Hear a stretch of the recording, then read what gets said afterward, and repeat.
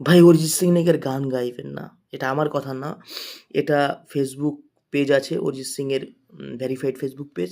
সেখানে নিজেই পোস্ট করেছেন যে আমি আর সিনেমাতে গান গাইব না। As a play background singer উনি আর সিনেমাতে গান গাইবেন না। ভাই এটা না মেনে নিতে পারছি না যে অরিজিৎ সিং গান গাইবেন না। আরে ভাই আমরা তো অরিজিৎ সিংয়ের কোনো একটা গান মার্কেটে আসার পরেই এই জিনিসটা বুঝি যে নতুন একটা সিনেমা এসছে। সিনেমা দেখার পরে বুঝি না যে অরিজিৎ সিংয়ের গানের মধ্যে আছে। অরিজিৎ সিংয়ের গান যখন চারিপাশে বাজে তখন বুঝি হ্যাঁ, এই গানটা হয়তো ওই সিনেমার সঙ্গে যুক্ত, অর্থাৎ নতুন একটা সিনেমা এসছে। সকালবেলা ঘুমের থেকে উঠে 5 মিনিট অরিজিৎ সিংয়ের গান শুনে এবং রাত্রেবেলা ঘুমানোর সময় কানে হেডফোনে অরিজিৎ সিংয়ের গান শুনে আমরা যে ঘুমাই,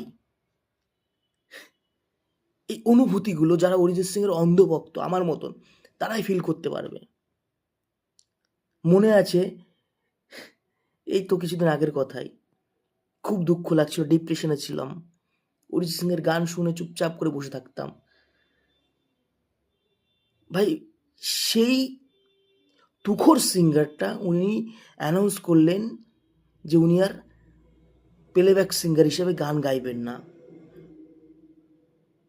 মানে এই সময় এসে কোনো সিঙ্গার বা কোনো সেলিব্রিটি একটুখানি মানে পপুলারিটি পেলে পরে সে নিজেকে অন্য লেভেলের মনে করে। সেইখানে অরিজিৎ সিংয়ের মতন একটা সিঙ্গার, একটা মানুষ যে পপুলারিটির মানে জনপ্রিয়তার শীর্ষে গিয়ে এই ডিসিশন নিচ্ছে যে এই সময় থেকে আমি আর প্লেব্যাক সিঙ্গার হিসেবে গান গাইব না। এটা কত বড় একটা স্যাক্রিফাইস বোঝো।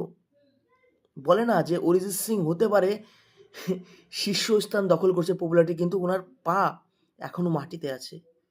উনি আমাদেরই মতন একটা সাধারণ মানুষ।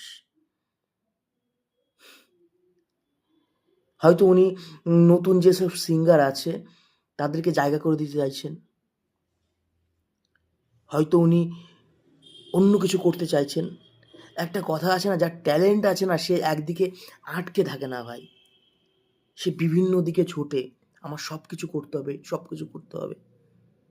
আর যারা আমরা একটা দিক থেকে আটকে আছি, আমরা ওই কুয়োর ব্যাঙের মতন। কিন্তু অরিজিৎ সিং এটা প্রমাণ করলো যে হ্যাঁ, আমি একাধারে যেমন ভালো সিঙ্গার, আমার কাছে অন্য সব ট্যালেন্টও আছে। উনি নতুন সিনেমা ডিরেক্ট করছেন, বোলপুরে যা শুটিং হচ্ছে, যেখানে বলিউডের সব নামি যেসব তারকারা আছে তারা অ্যাক্টিং করছে। কিন্তু সবশেষে উনি যে সিনেমায় গান করবেন না, এটা জাস্ট মেনে নিতে পারছি না। আমি তো মেনে নিতে পারছি না। আমার কেমন যেন লাগছে যে এটা কি সত্যি বাস্তব না মিথ্যে? কিন্তু পরে দেখলাম যে হ্যাঁ, এটা সত্যি যে উনি আর সিনেমাতে গান করবেন না।